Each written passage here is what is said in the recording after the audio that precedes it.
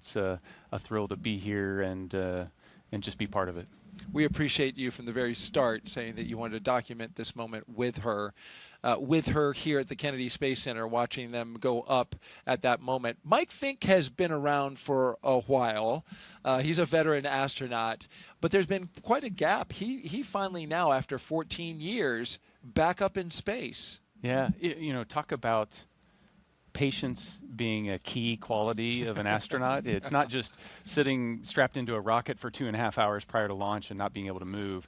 It's, you know, doing your job and waiting for your opportunity, and that might be a decade or more. And to take that time and to do so much with it while you're still waiting to launch into space, it just shows the character that he has. Incredible character and incredible character is Mike. Well, quick story here. We want to tell you, you know, when Zena Cardman was here and she did the co-host role for Crew-9 when you launched, after the launch broadcast was over, she pulled out a deck of cards and just offhandedly was like, oh, hey, I want to show you something. And she showed me this deck of cards. It was the Crew-9 deck of cards.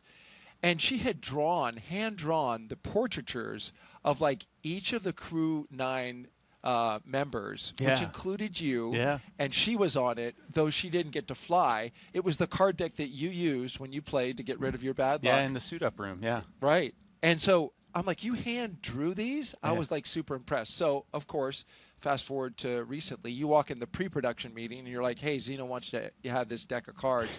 It's the Crew-11 deck of cards, and we want to show them to you now. And she redrew her crew. And we want to show those to you. Hold that up. She's an amazing artist. All the crew members each got a face card. So she's on there, Oleg's on there, Mike and Kim and Kimya. And here they are. She hand drew this. We have a close-up of this shot. We want to show you so you can get a real full appreciation. Hand-drawn portraitures by Zena Cardman, the commander. You talk about many talents. Just another talent in what appears to be just this extremely well-rounded astronaut and commander. Oh, absolutely. Not all astronauts are created equal. I cannot do that. She is talented. That's incredible. And of course, they played with this deck of cards when they got rid of Zena's bad luck today. Yeah, and it worked. And it worked. Look at that weather. We were looking at the cloud just off to the south. You know, the power of positive thinking. Your positive thinking was like, you know, perfect. All right, we're going to send it back out for one more interview with Tony. And in the meantime, you and I are going to play some high-low card for your next space assignment. See if I can win it from you. Tony, take it away. Thanks, Daryl. Looking forward to who wins that game. You know, joining me is now Stephen Chan with the Commercial Crew program. Stephen, I mean, what an amazing launch and landing of Falcon's first stage. How you feeling? That was amazing, Tony. You know, to watch the Crew-11 Dragon flying up on the Falcon 9, just it's incredible, you know, to see that. On a personal note, Mike Fink is a dear friend of the family, and it warms my heart to see him to go back to space station to work and live there. I am the external liaison for the Commercial Crew program, so it's my job to make sure that our external partners are coordinated and informed to support our missions, and those partners include Coast Guard, FAA, Air Force, Space Force, and other DoD partners. Today, the Coast Guard is out there making sure the waterway is safe, and you know, FAA is clearing the waterway. So it is. I get to see how much work it goes behind the scenes to make sure our missions are successful, and I am looking forward to have the Crew-11 get on orbit and then come back safely with Crew-10. You know, Steve, you played a critical role in changing the splashdown locations for Dragon to the Pacific Ocean. Can you talk to us a little bit about your role in that and the significance in changing those splashdown locations? Yes, the moving Dragon recovery to Pacific all had to do about the safety of the public, and the trunk debris. By going to the Pacific, we ensure that the trunk is entered over Pacific Ocean and have no risk at all to the public. So, and thanks to our external partners, we work with them to make sure that the Dragon can be recovered safely, and they can perform their important missions, like keeping the waterway safe, keeping the airspace safe, and then the DoD can perform their missions around California coast. Speaking about all of those external partners that you have to work with, I mean, it took a huge effort to get this underway. Can you tell us a little bit more about how that worked? Yes, so for our West Coast partners, the Dragon landing in the Pacific is a new challenge for them. And they have, as I mentioned earlier, they have their other national priorities. So we are very thankful to our partners and their leadership who recognize that Dragon is also a very important national priority. So we're very thankful to our Coast Guard, Navy, other DoD partners and FAA that help us make that happen. And I'm looking forward to work with them to bring Crew-10 home safely. SpaceX have successfully brought back 3 Dragon the last few months. And we are confident they can help us get there in the next few weeks. Absolutely.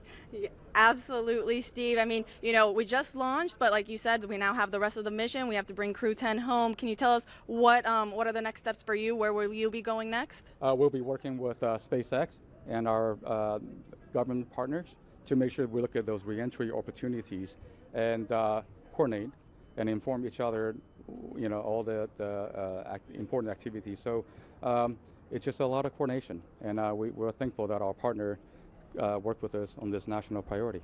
Absolutely. Well, we wish you the best of luck on the rest of the mission. Thank you so much for joining us. And Thank now you, Tony. We'll send it back to Daryl and Nick.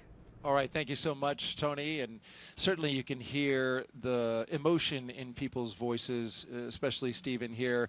Just so proud of seeing Mike Fink. He has touched a lot of people here at the Kennedy Space Center in his time working with everyone here throughout the Commercial Crew program. Yeah, absolutely. He has had an impact.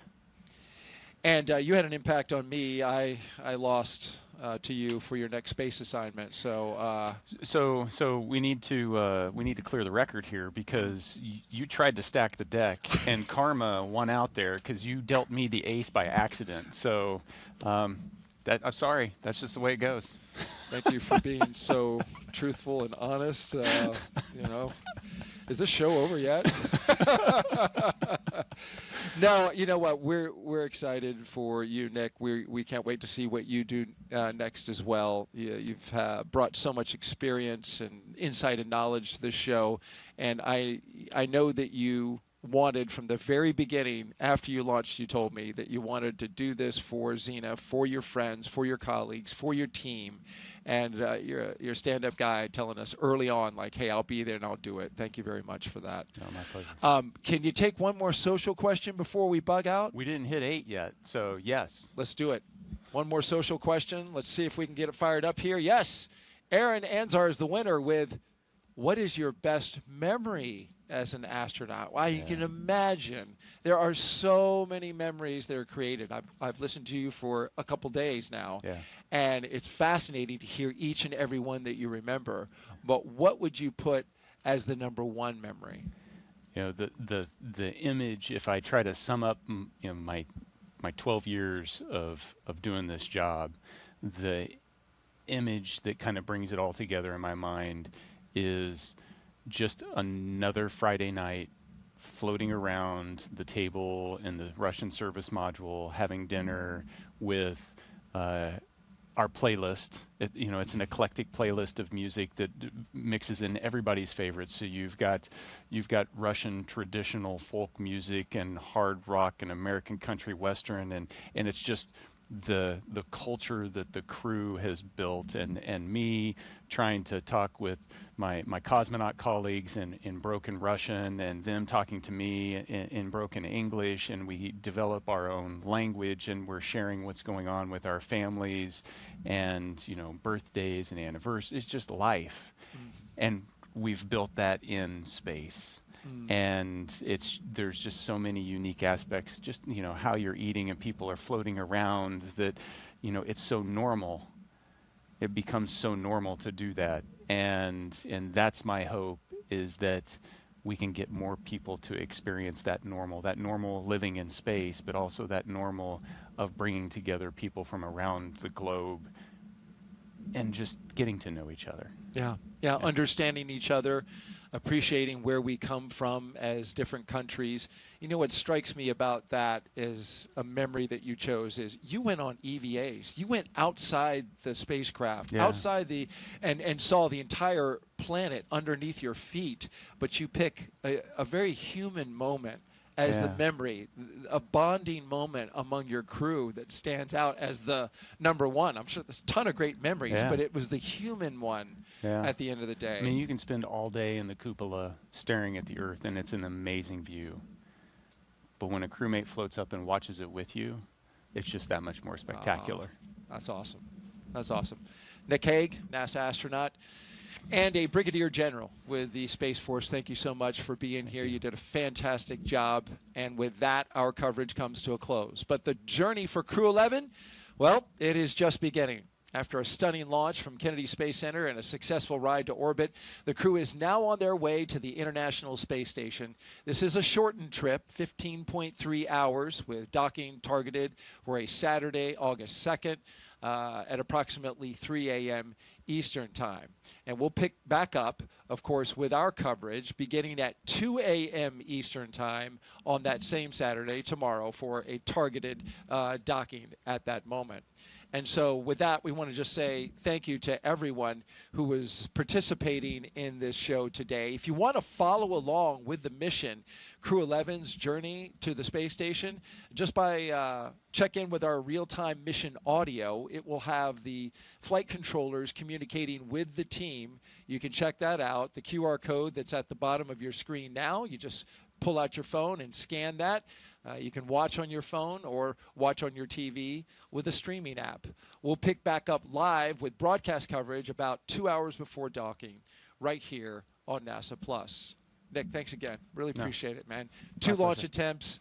I mean, you were fantastic. This is a long slog through the day, but it's wonderful to document seeing your friends go up to space. Yeah, wouldn't want to be anywhere else. Absolutely. So with that, thank you so much for joining us. Have a great afternoon, everyone, and thank you again for watching us get these astronauts to space. Continue to follow us as well, and make sure that you keep looking up. And the closeout crew closes the hatch to Dragon Endeavour. 3, 2, 1, ignition. Ignition's full power and liftoff. Go Falcon, go NASA, go Crew-11. Together we rise as NASA's SpaceX Crew-11 heads up to the International Space Station. Vehicles pitching downrange. 1.7 million pounds of thrust. Propulsion is nominal. Propelling Falcon 9 as the vehicle pitching downrange and making its way up the East Coast, and will soon join Expedition 73 aboard the orbiting laboratory.